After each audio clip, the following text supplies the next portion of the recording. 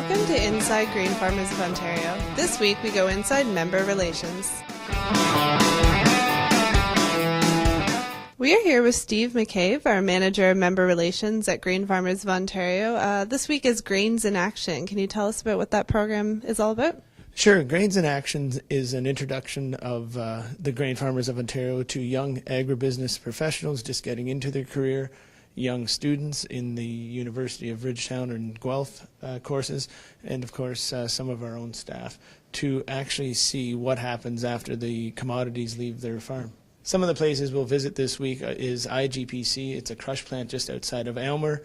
We're going to go to Cargill's Sarnia Lakeport Terminal, and we're going to go to Hiram Walker as well. It's kind of one of the highlights of the tour, and then we'll end up at Wallenstein Feed Services just outside of Wallenstein.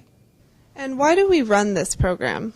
Well, this is a great way for us to introduce Grain Farmers of Ontario to all of these participants, as well as it gets them into a kind of a feeder system for us to replenish and ultimately sustain the Grain Farmers of Ontario's alternates, delegates, and ultimately the directors. And in fact, we have 5 directors out of 15 that have gone through the Grains in Actions program. Perfect. And what's the overall benefit we've seen to running this program?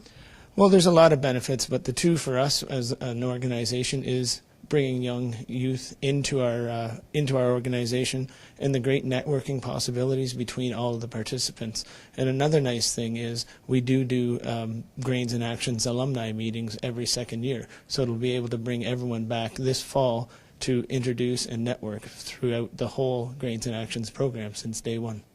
If you're interested in attending Grains in Action next year or an alumni event, contact Steve McCabe in Member Relations. Don't miss next week for another episode of Inside Grain Farmers of Ontario.